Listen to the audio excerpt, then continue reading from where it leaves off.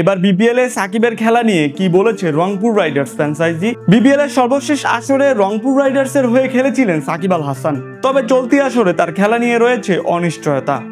দেশের রাজনৈতিক প্রেক্ষাপট পরিবর্তন হওয়ার পর থেকেই বড় হয়ে উঠেছে সাকিব আল হাসানের রাজনৈতিক পরিচয়, যে কারণে দক্ষিণ আফ্রিকার বিপক্ষে টেস্ট সিরিজেও তার থাকা নিয়ে আছে অনিশ্চয়তা।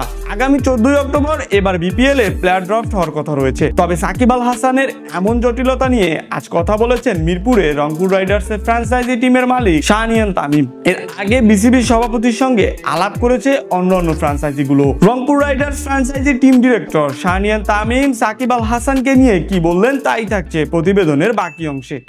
সাকিবের ব্যাপারে আপনি জিজ্ঞেস করছিলেন, দেখেন সাকিব বাংলাদেশের সবচেয়ে বড় প্লেয়ার, এটা নিয়ে কোনো ডাউট নেই, কিন্তু ওর অ্যাভেলেবিলিটি নিয়ে তো এখনো ডাউট আছে। Availability is not in my control. Depends যে সাউথ আফ্রিকাতে খেলতে উনি আসেন না কিনা। সাউথ আফ্রিকা থেকে যদি উনি খেলতে আসেন তাহলে will have a bigger picture, যে ঠিক আছে সাউথ আফ্রিকা যদি আসতে পারে তাহলে হয়তো পরে বিপিএল খেলতে আসবে। সো বেসিক্যালি সাকিবের জায়গাটা এখন we are at a standstill. উনার স্টান্সের উপর ডিপেন্ড করবে যে আমরা ওনাকে রাখতে পারবো নাকি রাখতে পারবো। সাকিবের ব্যাপারে আমি পার্সোনালি বলতে চাই যে আমি সাকিব আল হাসানকে এজ এ ক্রিকেটার চিনি, আমি এজ এ পলিটিশিয়ানও চিনি না, বা উনি ব্যক্তিগত লাইফে উনি কি করেন বা কি ব্যবসা করেন এটা আসলে অনেস্টলি আমার আইডিয়া নেই। তো ব্যক্তিগতভাবে অ্যাজ ক্রিকেট ফ্যান্স আপনারা যারা আছেন, পুরো বাংলাদেশ যারা আছে ক্রিকেট ফ্যান্স হিসেবে অ্যাজ এ ক্রিকেটার ওর দিকে যদি আমরা কোনো ধরনের ফল দেখতে চাই আসলে এটা দেখা ইম্পসিবল।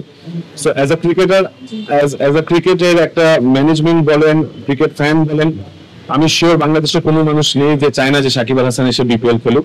সেটা আমরাও চাই, সেটা আমাদের ফ্র্যাঞ্চাইজি হোক, অন্য ফ্র্যাঞ্চাইজি হোক, বিপিএল এর জন্য হোক, বাংলাদেশের জন্য হোক, Shakib Al Hasan will always be an asset.